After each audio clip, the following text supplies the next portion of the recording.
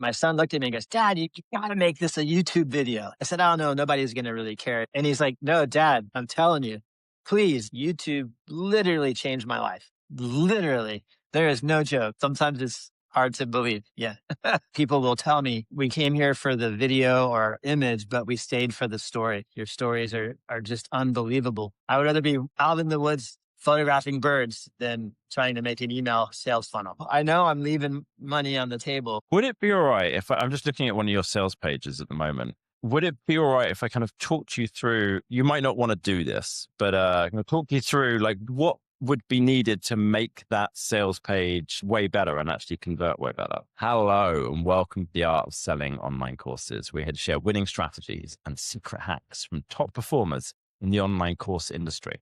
My name's John Ainsworth, and today's guest is Mark Smith. Now, Mark is an award-winning wildlife photographer and filmmaker based in Florida, best known for his breathtaking ultra slow motion videography of birds of prey, particularly ospreys, eagles, and hawks. His work has been viewed over 2 billion times across different platforms. We've built a following of over 6 million people combined across YouTube, Instagram, Facebook. And in November 2025, he won the Content Creator Award at HIPA in Dubai, one of the world's most prestigious photography competitions. He's also a best-selling author and runs photography workshops and tours internationally. Mark, welcome to the show, man. Wow, thank you. That was quite an introduction. Well, Thanks you're the for one who's had having the me. life, you know. Yes, true. Sometimes it's hard to believe. Yeah.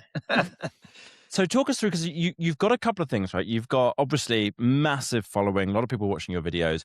You've got online courses. You've got in-person workshops so people can actually come and join you for photography. What's the kind of the breakdown? Is the online courses a big part of your business? Is the workshops bigger? How much time are you spending on that versus the actual just doing the photography yourself? Wow. I would say the in-person workshops are currently more larger in the sense of profit for sure. Mhm. The online courses are great and somewhat new. I've only been doing like online courses for maybe a year and a half. Um, Oh, okay. yeah, so I don't have a ton of data to compare to the in-person experience, but they're working as well. As far as going out, I go out every single day. If I can have clients that want to come with me, that's cool. If not, I go out for myself because I enjoy it so much, and it's a good way to capture content as well for all of the social media stuff. And like any craft, the more you do it, the better you get. So it's just always like, refining your skills and practice, regardless of where I am or what I'm doing, like as far as taking other people's or by myself. So what inspired you to start doing the online courses as well, since you already had the workshops in person? So in the beginning, I was making online, well, not online, I was making videos on YouTube that would kind of give you instructions on how to do certain things. And then I would sell kind of the entire sum of whatever that was as like a PDF guide. Um, and I just with technology, the shift in being able to create video easier, my knowledge as well, and then realizing that a PDF guide was leaving a lot of teachable like quality on the table. Like you can convey a lot more in video than you can a still non-moving PDF guide. So that really just seeing the shift in technology and my own understanding made me want to try to do that and see how that went as well. And then what's kind of your approach for selling those? Like, are you trying to get people onto an email list and then running promotions? Are people just from your YouTube channel finding your courses? Like, how are you promoting them? All of the above. Social media is the biggest draw for me. I have found each social media platform is different as far as the draw too. YouTube seems to be the best for me for getting people. It sounds weird to say, but to get it like getting people to a sales funnel of whatever that is. YouTube seems to have the biggest draw for me.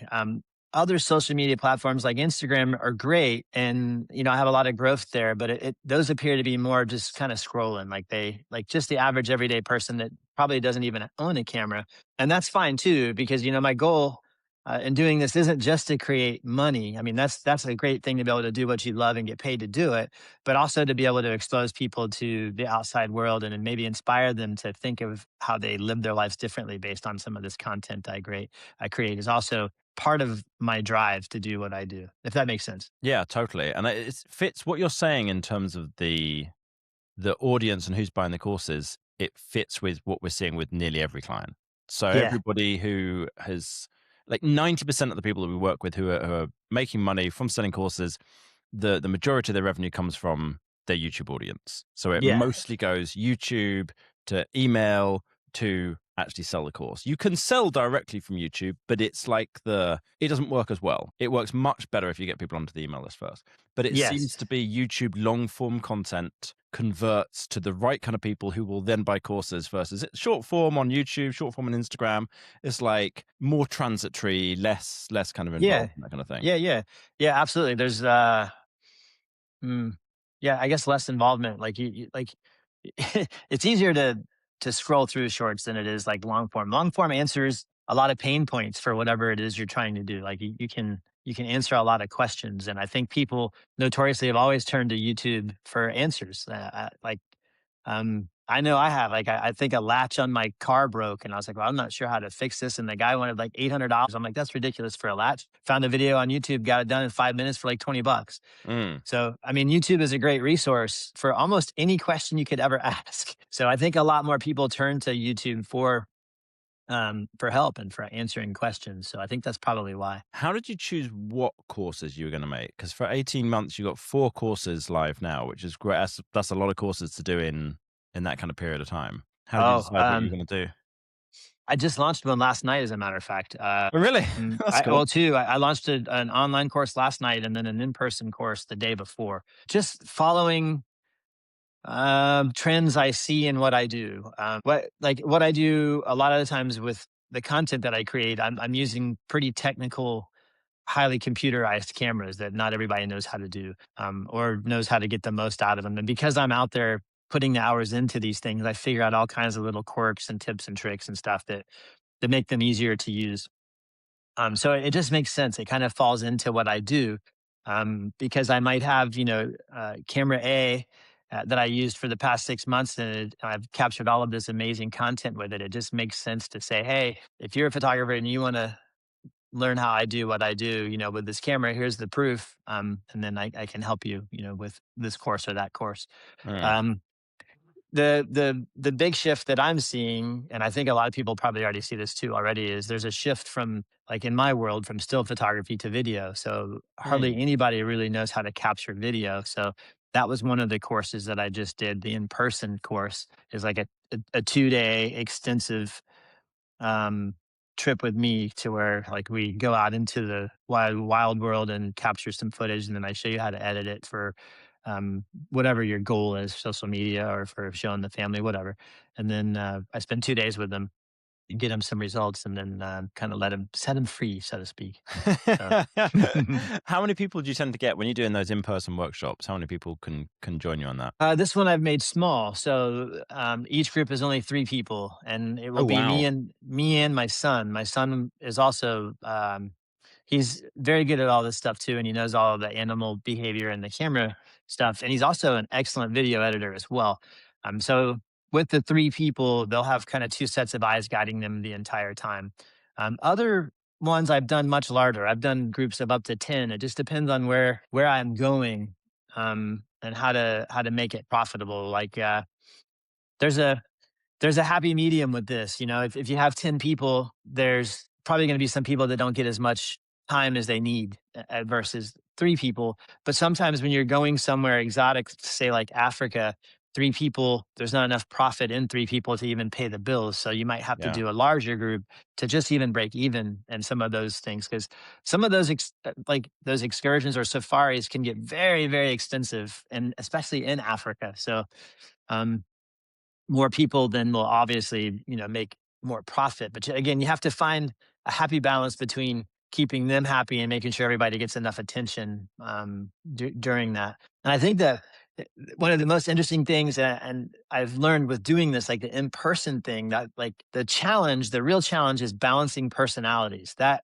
can be very difficult when you have a large group. So smaller groups make it easier to balance those personalities either beforehand or immediately during the beginning of it. And like one bad person can ruin it for everybody. So you have to be able to balance that really, really well. And if there is going to be a problem, you have to be able to isolate it quickly so it doesn't affect all of your other clients. So that was the thing I never anticipated that I've learned to do quite well.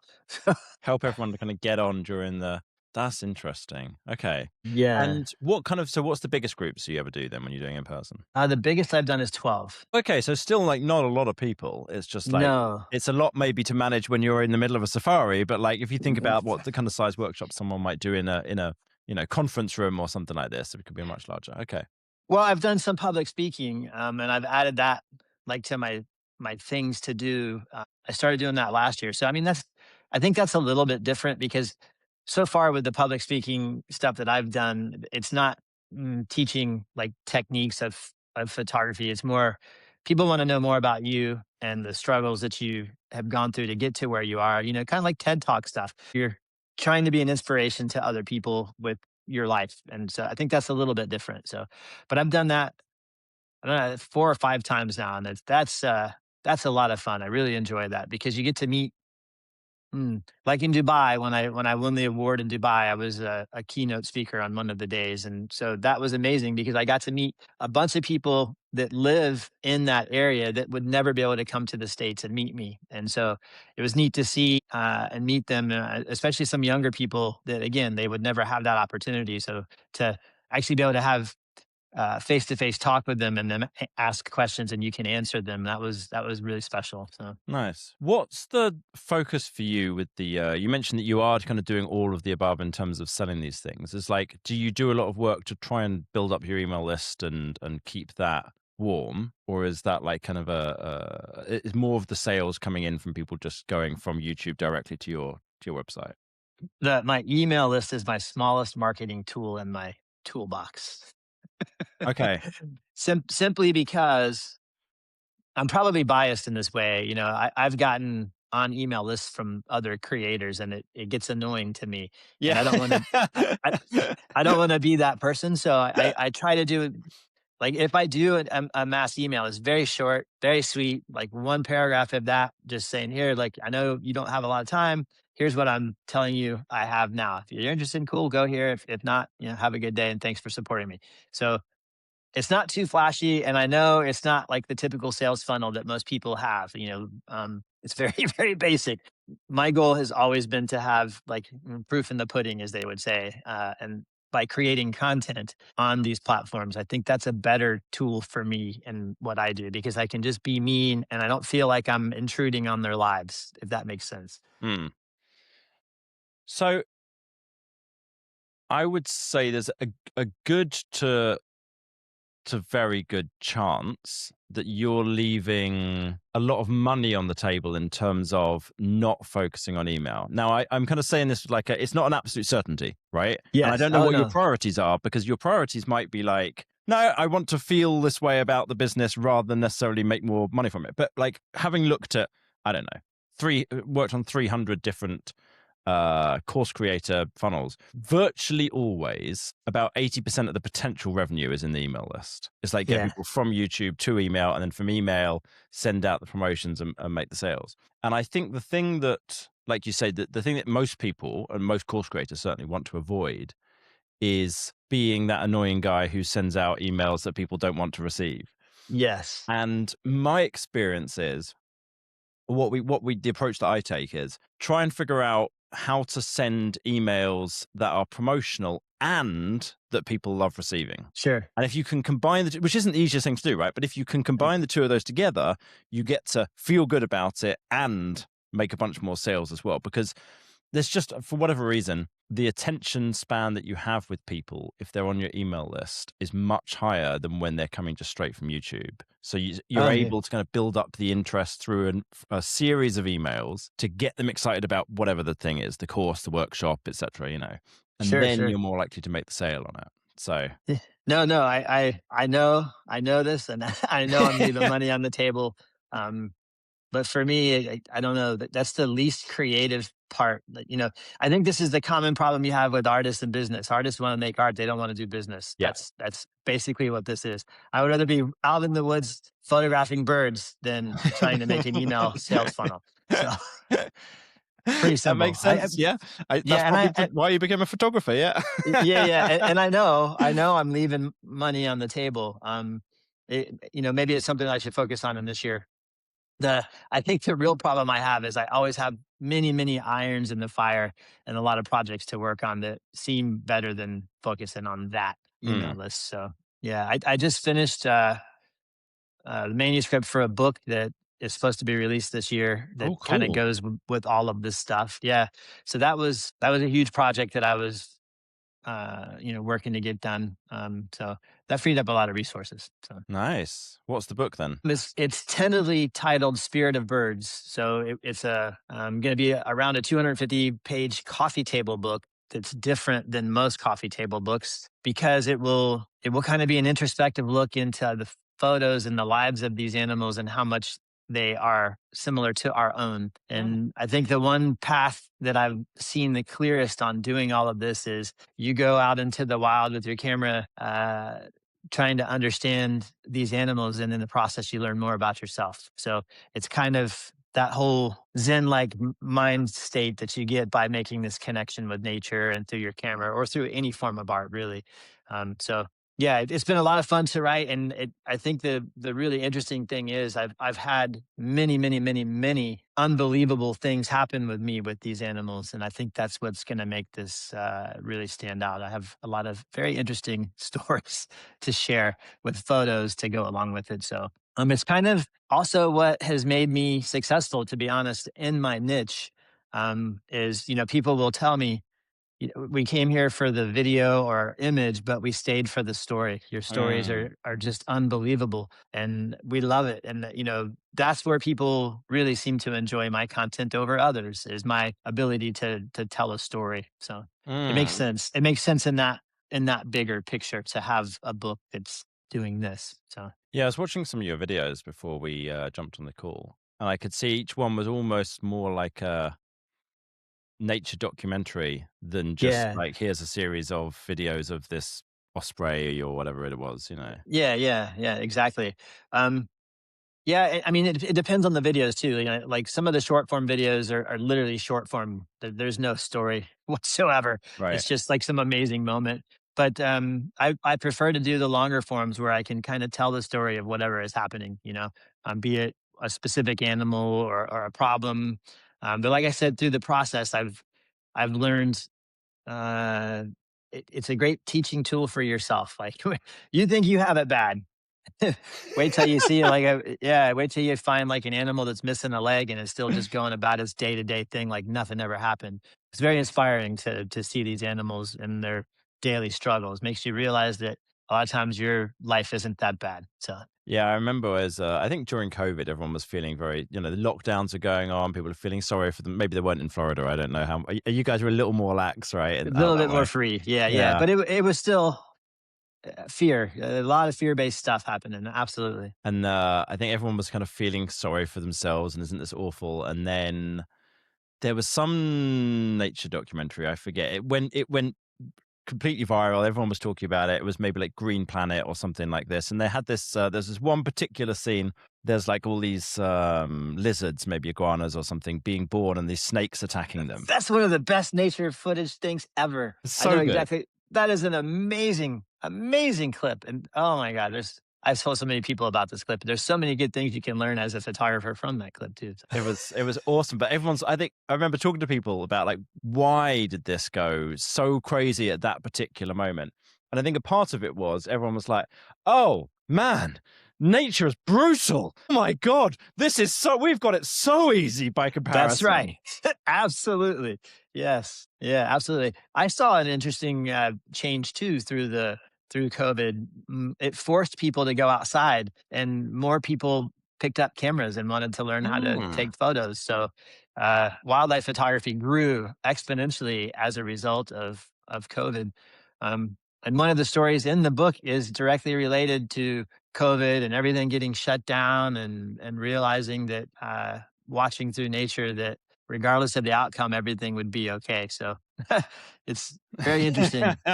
Yeah. One of the how many I got a question for you. Yeah. How many cameras do you own? Oh gosh, that's oh maybe 9 or 10 different bodies, maybe. Okay. Oh, that's less than Yeah. I was thinking. Okay.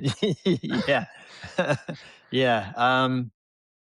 Lenses a lot more. I don't even know. A lot of lenses. That's where That's where the majority of the money goes, is it? The absolutely, yeah, I saw yeah. the size of some of those lenses as well. I mean, like, they're absolutely crazy. They're expensive too. Like a really, really good piece of glass will cost you a lot of money because it's really, really good. And it Mm, and it can't currently be duplicated any other way. Like it's still one of the organic things that exists, that like mm. it, is made by a crazy engineering.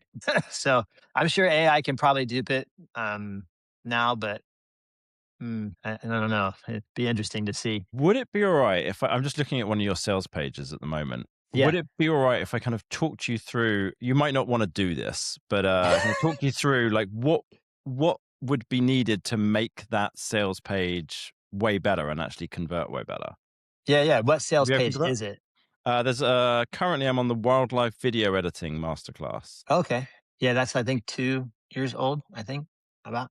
Yeah, okay. If there's a different one that you kind of, rather look at, we can do that, but let me just No, open no, I just don't know where you're seeing it. Okay, I got you. Yeah, that's it, is Learn this where you Learn would point Worlds. people to normally? Yeah, I think so, yes. I kinda got here through your, um oh, by the way, Yes. Learn Worlds, we had, Panos on the other day on the podcast. He's the CEO, I think, over at Learn Worlds. So I kinda Yeah, got here through online courses, and that took me to Learn yes. Worlds here. Yeah, yeah.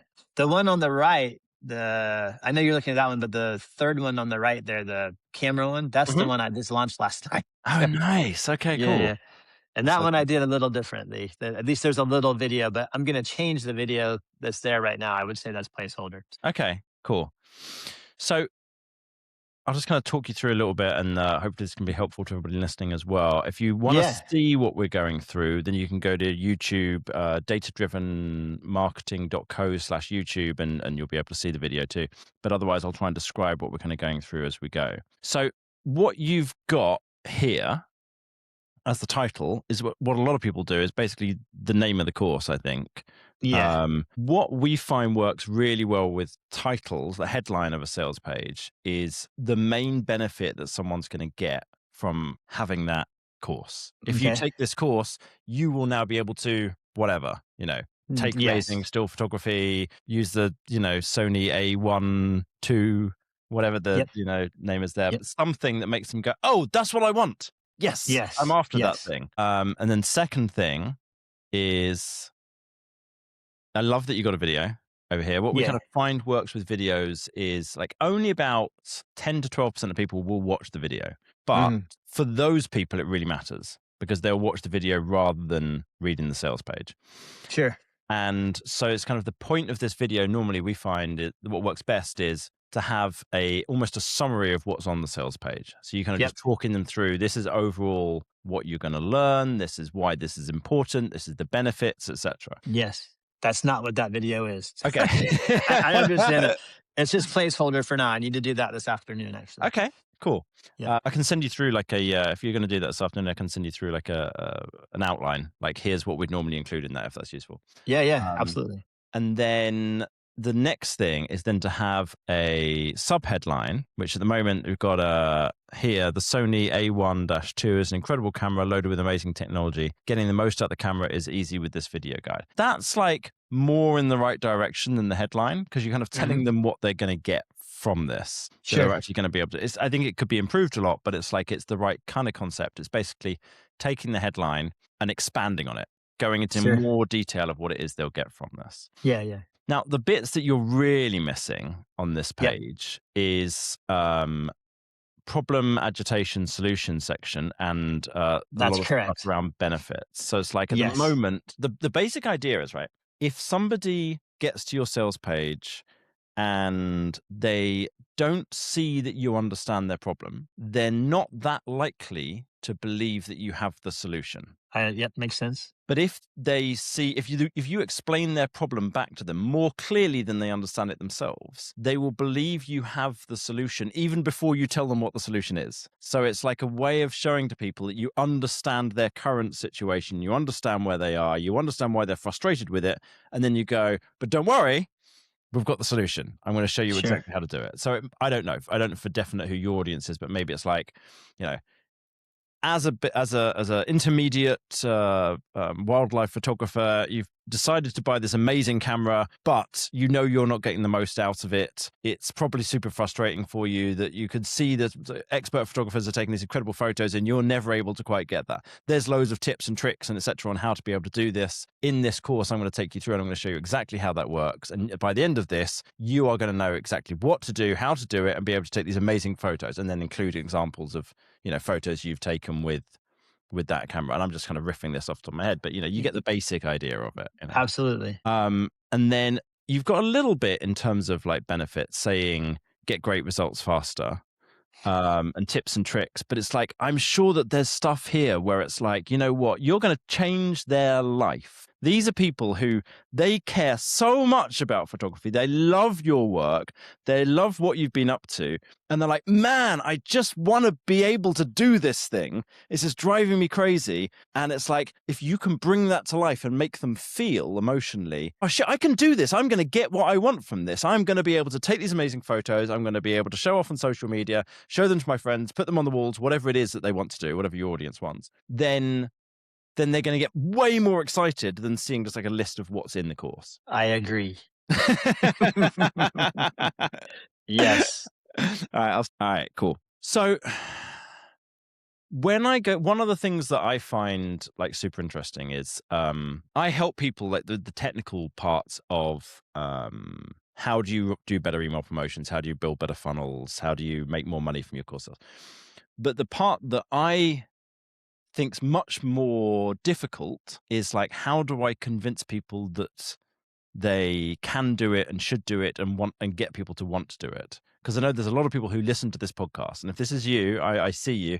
You're listening to the podcast, and you've listened to tons of episodes. You know all the things, and you've not done anything differently. You're still not built your better funnel. You still not changed your sales page. If that's you, then it's like, I hear that from people quite a lot before they get to the point of actually doing something about it. So I've kind of gone through and I've shown you like, okay, here's some things you could tweak on your sales page. I can send you through like template for it and examples and what have you. But I know that what you want to do is go outside, take photography, take people out on Yes. tours, etc. Right? That's what you want to spend your time doing. So what's your feeling when you hear that? Is it like, oh my God, John, shut up. I know I should and I really don't want to. Or like, what do you feel? I mean, I know this is the thing that I know this works in this way. I think I would just rather go out and do my thing and just say, "Oh," and take the loss that I have. Yeah. I think the problem with this one right now is I literally finished it last night Mhm. and wanted to just get it online, and then I will go back now that I'm a little bit more fresh and not having to work on it all day and start changing some of those things. Um, but it's I've always found it difficult to write about those pains and those problems that I will solve for you and put it in like a marketing Mhm. spiel, so to speak. That's I would say very weak spot for me. Yeah, and there's the thing with that is the wonderful thing with it is there is a real process for it. And it might be a boring process for you, you know, but Yeah, there yeah. is a process for it, which is basically the first thing to do is to do a customer avatar. And so this basically you do a survey of your audience and you get them to answer a series of questions for you. Things like, you know, what is your biggest frustration around photography, or what are your goals, or whatever the things might be that you would need to know. And we've got like a whole series of like templates for that. If you're listening to this and you think I want to learn about customer avatars, or I should learn about customer avatars, I'm going to give you a podcast episode to go check out. And also I've got a course on that for free. Let me find that for everyone. Um, so you get your customer avatar, you've got all the data together there in the survey. Then you go through and you do an analysis using AI of the customer avatar. You pull all the data out. And then also put together something called a customer language document, which is the exact words that people used when they described that problem. So you now have two documents. One's got a summary of this is the main pain points people have, this is the main benefits they want, this is the main goals they're trying to achieve, and then the exact words in the second document that show you, like, when they talk about that pain, they say these words all the time. Mm.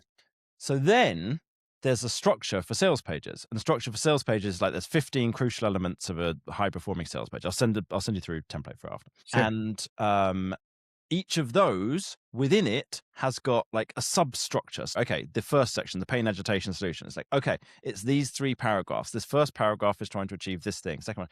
And it's actually not something where you have to kind of be creative or know how to do it. It's something where you follow the process. And by the end of it, you go, okay, I need this bit of data from the customer avatar. I put that in here. And then take Yep. this bit from the customer language document. I put it in here. Now, it doesn't mean that it's easy or that it's like not time consuming, and it doesn't stop you from going and doing photography. My point is, though, it's not something where you have to kind of like have a sense of it, a feel for it. It's like just it's a process and kind of steps to do. Sure. What I'll do after is I'll connect you with Josip. He's like our head of funnel strategy, and he'll like see what he can do to help. Like, what can we offer you to try and help make that as easy as possible? Like, what resources we got, what might be useful for you. So I'll send stuff through afterwards. If you're listening to this and you want to get hold of our customer avatar course, then you can get that for free. Just drop me an email. And it's just send me an email, john@datadrivenmarketing.co, and put the subject line as customer avatar, and I'll send you through the link to that. And then it's episode 167 of the podcast. It's called "If You Write Copy Without Doing This, You're Insane." It's me and Josip going through and trying our best to get everyone excited about customer avatars. It's like, and I know this isn't something that everyone's excited about, but I'm like, it's so important and it makes so much more money. So I'm just It like, I'm makes, I mean, it makes total sense, everything you just said. So, yeah. what's next for you in terms of courses? Are you going to create more online ones? Are you running more in-person workshops? What's the focus? A little of both, but mostly more online. I'm Hmm. going to build up more of those. I have a short master list somewhere, and your talk just now made me think of a new one when you were talking about, Mm. what the problems are. I know the number one problem people have with photos, at least, in this niche. So the guide to fix that problem would be pretty straightforward. Nice. And What is it? What's the yeah, biggest problem? the biggest problem that people have is capturing good photos of birds in flight, fast moving little floody things that are gone like that. That's the biggest struggle for people in still photography. And then if you can, if you can actually get really good at getting them in video, then still photography is simple by those means, because still Hmm. photography, you can get them as they fly by really quick and you can get one good picture. That's all you need. Video, you got to be able to keep them there the whole time. So they kind of help each other out. But the big pain people have is bird and flight photography. It's even an acronym of BIF. People will say, I suck at BIF. Like it's like a thing. Um, and I know some secrets that most people don't know. So I could Nice. That make a sounds like pretty good, amazing. yeah, it'd be a What good course. what percentage do you think of your audience are people who would like to actually do photography themselves? Oh man, depends on the platform. I'd say probably at least 50 or 60%, maybe Oh, a more. lot. Okay, cool. Yeah, absolutely. Like, I think the great thing about it is like, and I think this happens. I've experienced this myself, and I can give you a great example. Is Bob Ross? I don't know if you remember or know who Bob Ross is. He No. was like the guy that painted on PBS with the afro, and he would do these amazing paintings in a half an hour. And he invited you at home to paint along with him. And because what he did he did it so well, it made it look like, oh, I can do this, no problem. All I got to do is follow Bob at home. And so you would immediately want to paint because he inspired you to do that. I think some of the content I create is similar. Like I show these things and I show these amazing events happening, and people are like, "Oh yeah, I totally I want to do this. What camera should I buy? What lens should I buy? Where should I start?" Because it's a huge thing and nobody really knows exactly where to begin. So Mm. I think it's a similar thing. And I've seen it with music. I've seen it with other forms of art where you want to learn. If you really like that art and you see somebody that's really good at it and they kind of lead you on the path to what they do, it makes it more inspirational. You want to go do it. So if that makes sense. No, totally. I think it's amazing though, in terms of the crossover, because that's not a default. It's not an automatic that when you are creating content on a topic that gets a lot of views, that necessarily those people also want to go learn to do the thing as well. Which, from That's right. a business point of view, is like, well, fantastic. You've got this massive audience. You've got this massive Yes. potential there. So, and then you, at the moment, you were already getting like that. The people who are willing to spend the most money. Right, I'm going to fly to Africa with you. I'm going to go do the safari. I'm going to pay you thousands of dollars Yeah. to be able to join in. There's almost definitely at least as much money in the business in terms of the online stuff, because there's so many people who can't afford that but would love to learn from you. That's correct. Yeah. Oh, absolutely. And I think, for a lot of people too, from my experience, is the biggest uh, heartache for them is when they say, "Yeah, I want to do this," and then they go and you tell them, "Well, a decent camera to start with is like a decent camera lens. You're looking at 5 grand, like Mm. minimum. That's barely going to get you results without tons of frustration." And I think that's the biggest thing. So people then they invest into this hobby for them, and they have this great idea that they want to go do, and then they just have frustration after frustration after frustration, and then they feel defeated and just give up. So yeah, Man, that belongs on your sales page. That belongs on your sales page, dude. It's like, yes, yeah, you're right, you're right. Mm, that belongs in your emails. Like, if people were getting, yes. like, how big's your email list? Oh, it's small. It's only like 2,500 people. Okay. It's So very, that's part of why you're not making that much money from email. It's like, okay, you just haven't got yes. that many people on there, right? I'll send you through some stuff about that afterwards as well. But yeah, if people were getting emails from you, if you had a bigger email list where it would make kind of more sense for it, if people were getting Yeah. emails through saying, I was talking to somebody recently about, and you told that story and brought that to life, they would feel so like, oh my God, they'd feel so seen. I'm just like, yes, Mark Yes. gets me. Like, what, how can you help me? Please. They'd be salivating with like, what have you got? What can I buy? Yes, exactly. Yeah, so I understand. I've been there. How did you get started in this? What's the origin story? Oh man, it's amazing actually. I've been taking photos like my whole life. As a kid, my dad took my brother and I kind of off into the wild and gave me a film camera. Told me just to take pictures of whatever I wanted. I didn't have any idea what I was doing, and I had a great time at it. And it kind of instilled the love for nature that then just kind of blossomed throughout my life. But pretty early on, I gave up the camera and moved to music and learned music instead, and then picked the camera back up much later in life. Maybe I'm 53 now, so I think maybe I was around 40 when I picked the camera back up. And my late wife at the time had this great idea. She said, "Let's sell everything we own, get like a caravan, and just go." And we did, and that's where photography, the whole journey of photography, kind of went boo and took off. And it's interesting too. At that time, I was writing books, self-publishing books through Amazon, and I had one book during this whole process become a huge bestseller, which then actually paid all of my bills. So I didn't have to have a 9 to 5, so I could travel the country and figure out photography. So that whole transformation of kind of moving outside of your central bubble that you've been in your whole life, like meeting new people, new foods, new animals, new sights, new smells, everything is so inspirational. I think everybody should do something like this at one point in their life, some kind of pilgrimage where you go outside of your comfort zone and learn. That was so like inspiring to me. And then it kind of gave me a new set of eyes, and I started to really understand the foundations of photography. And then we came back to my home state of Florida, and all of this wildlife that I grew up around and all these weird moments that I had now made complete sense to me. And I knew how to document all of that. Mm. So I started to do that. And I would come home and I would sit my son down because he was always really interested in my family. I said, "You got to see this crazy thing that happened today. Like this bird attacked this thing, and then an alligator came out of the water, and I got it all." And I would tell them the story. And my son, this was in 2017, my son looked at me and goes, "Dad, you got to make this a YouTube video. Oh, You have to." nice. Got Yeah. to thank your son for that. How old was he at the Oh, time? let me think. It was 2017. Maybe 19 or 20, maybe. Yeah. Maybe 19 or 20. And yeah, no, I thank him all the time. And so he's a big part of this. Like when we go do all this stuff, he's right there with me almost all the time. But like I had a little bit of I won't say argument, but I said, "Oh no, nobody's gonna really care. It's just me being." And he's like, "No, Dad, I'm telling you, Things you've been the please." most wrong about, yeah.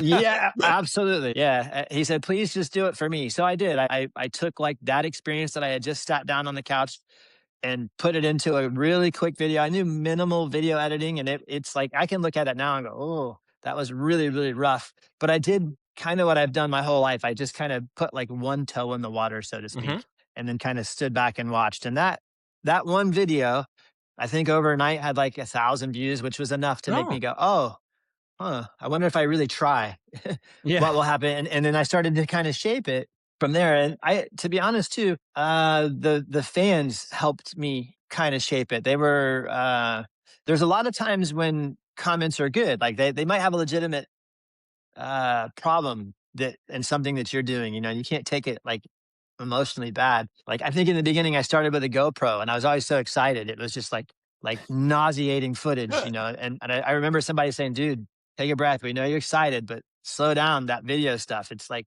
it'll make it more pleasant to watch." And that kind of removed me from it. I'm like, they're right. Okay, so let me and so some of the stuff people That's a tell you, very some of thoughtful comment. That's not the oh usual YouTube comment, is it? no, no, not at all. But some of them are, some of the critics are actually true, and if you can let them help you shape some of the stuff that you do. And so I did, and then it's weird as it is. It just kind of all just happened. I didn't set out to do any of this. I didn't set out to Mm. teach or any of that. And then because I was making these videos and the videos were getting popular, I had one woman call me and say, "Please show me how to use my camera. Please, I've struggled for years." And I was like, "Okay, I guess." So we met somewhere like in a public park, and I took her out. I said, "Okay, yeah, this is wrong. First of all, let's set this up this way, this way, this way." And I realized in that moment how much I enjoyed helping this person fix a problem that they had. And it from that point on, I just said, "Okay, I can do this." And then there it went. So it's Man, pretty amazing, to be honest. And it awesome. it it sounds really cheesy when I say it, but YouTube literally changed my life. Oh, Literally, yeah. there is no joke. So, I mean, so yeah, it's a great system. It's amazing, isn't it? It's like you think about all the different social media, TikTok, Instagram, whatever else, right? From what we see, just nearly all of the people we work with who are successfully selling online courses, it's YouTube. YouTube long form is where their audience is from. And it's Absolutely. just completely changed all these people's lives. Like probably so many people listening to this podcast right now. It's like they've got a YouTube channel, they've got a decent sized audience, they're selling courses to their audience. And it's like without that one platform, just this whole ecosystem wouldn't really like if it was had to be done through Instagram, it would work like, I don't know, a tenth as well. Something Yeah, it'd like be that, very, very small. Yes. Yeah. Yeah, I know, I agree, absolutely, yeah. Yeah, it's a great thing, yeah. Man, I love your story. I love what you've been working on here, and I honestly, I really, really want to try and get you excited about your Well, email you your have. email list and your funnels because it's like you've got so much potential. It's Yeah, yeah. crazy. Yeah, I mean, and this honestly couldn't have come at a better time, kinda like everything else I mentioned a little bit ago, kinda just here it's like the universe is always like, "Here, Mark, this give you a little push here and give you a little help," so I appreciate it. I had a friend say something similar to me the other day. She's Jodie Cook, a good friend of mine, and she does some really cool stuff. She's like a international level power lifter and runs this online business and whatever. And she kind of tells me her philosophies on things from time to time. And she said the other day, "You just pay attention and the path appears." Yeah, oh, So that's really good. That's really good, yes. I set up one time. I might have told this on the podcast before. I'm not sure. One time, she was talking at a conference I organized here in London, and she was talking about the importance of personal branding. And she was taking the mickey out of me by doing a search for my name and then showing that like some I don't know some actor in California was coming up before me for who's also called John Ainsworth, right? But he was coming up. She's like, you should be branded. You should be the top one that comes up. And then a year later, she started up an AI business. And I thought, I wonder if she's bought jodiecook.ai. and she hadn't. So I bought it. And then Oh. and then I Touche. put up a quote from her, something she'd said. I forget what it was. Something quite nice that she'd said. Oh, I know. I remember. It was she said, when I meet someone for the first time, I think you are amazing. Now prove me right. Oh, that's And so amazing. she's a sweetheart, yeah. And Yeah. so I put that up on the website and then I just left it and then just didn't mention it. And about 3 months later, I get a voice note from her. She messages me and she goes, "I know it's you, Ainsworth. I know it is." That's amazing. And I was like, I love that we're such good friends that she knew that it was me who was fucking with. Yeah, that's So I then great. did the same. That same conference I was organizing it again a year later, or whatever. And I told everyone this story, and I said to them, "Well, Jodie gave this talk last year, and no one really listened to her about the personal branding." And so I told the story about how I bought her domain, and I said, "So what I've done is I've bought the .ai domain for every single person here, and you're only allowed to get it back if you." Oh, if I you hadn't, because it would have cost like $20,000 to buy all of those. yes. That's hilarious, though. Yeah, so if you go to jodiecook.ai, that's the quote that's there at the moment. I change the quotes every so often, and I don't know if she knows that, but I'm assuming at some point she'll call me up and be like, realize that I've been doing it. But yeah, that's the if you pay attention, the path will appear. But yeah, this has been great. I love what you're doing. If people want to go check out your YouTube channel, where should they go? Because it's phenomenal, guys. You really should. Oh, you can just Google Mark Smith photography, and I don't know if that's the old way to do things, but Yeah. that will show you all of the stuff. Yeah, so I'm Perfect. actually pretty proud of that. That took a little bit to get to because my name is so common, but yeah, that'll work. Yeah, if you can be branded for Mark Smith, then I could probably manage it for John Ainsworth, right? Mark Smith Yes. Photography. Let's see what comes up as the Yeah. top. Oh, yeah, the Instagram, your YouTube's like the fourth one down. Yeah, perfect. Okay, cool. Mark Smith Yeah. Photography. Just a reminder, everybody, if you want that customer avatar course, drop me an email, john@datadrivenmarketing.co, and just say customer avatar in the subject line. I'll send you through the login. The episode number for it was 167. And hopefully that's helpful. As always, thanks so much for listening. Really, really appreciate you. And Mark, thanks so much for coming on. Thanks for having me. It was actually very inspirational. I appreciate it. Got my brain cooking now. Thank you. Nice. Thank you. Yeah.